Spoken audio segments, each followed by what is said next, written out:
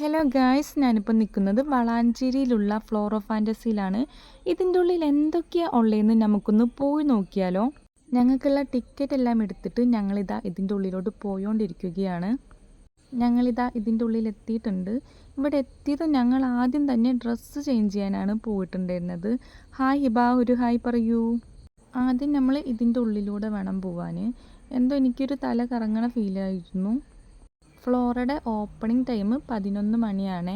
Closing time 6 മണിയാണ്. ഞങ്ങൾ maximum enjoy ചെയ്തു. കാർ റേസിങ് കഴിഞ്ഞതും ഞങ്ങൾ ആദ്യം തന്നെ ഹൊറർ ഹോമിൽ കയറിയിട്ടുണ്ടായിരുന്നു. അതിൻ്റെ ഉള്ളിൽ ഇരുട്ടായതും കൊണ്ടേ ഞാൻ അത്യാവശ്യം പേടിച്ചിട്ടുണ്ടായിരുന്നു. അതിനുശേഷം പിന്നെ ഞങ്ങൾ DJക്കൊക്കെ കയറിയിട്ടുണ്ടായിരുന്നു. നല്ല അടിപൊളിയായിട്ടുണ്ടായിരുന്നു. പിന്നെ ഞാൻ കാളപ്പുറത്ത് കയറി നന്നായിട്ട് അവസാനം വീഴുകയും ചെയ്തിട്ടുണ്ടായിരുന്നേ. നല്ല അടിപൊളിയായിരുന്നു ഇന്നത്തെ എക്സ്പീരിയൻസ് എനിക്ക്. ചില ഐറ്റംസിൽ കയറിയപ്പോൾ എൻ്റെ ജീവൻ തന്നെ പോയിട്ടുണ്ടായിരുന്നേ. ഞാൻ അച്ഛനെയും അമ്മേനെയും എല്ലാവരെയും ഒരുമിച്ച് തന്നെ വിളിച്ചിട്ടുണ്ടായിരുന്നേ.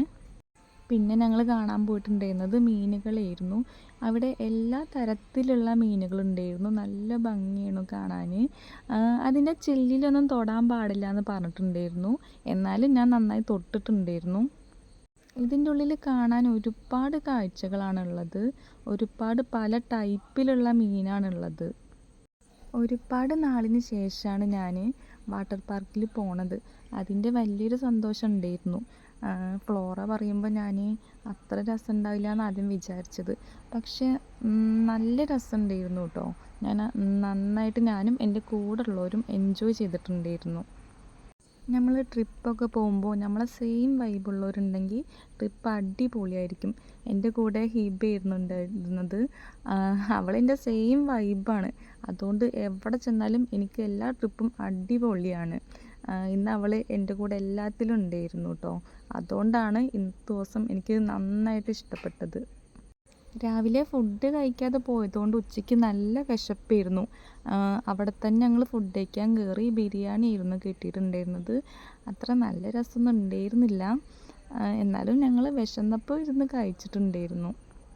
ഫുഡ് കഴിച്ചതിന് ശേഷം ഞങ്ങൾ പിന്നെ വെള്ളത്തിൽ ഇറങ്ങിയിരുന്നു ചെയ്തിട്ടുണ്ടായിരുന്നത്.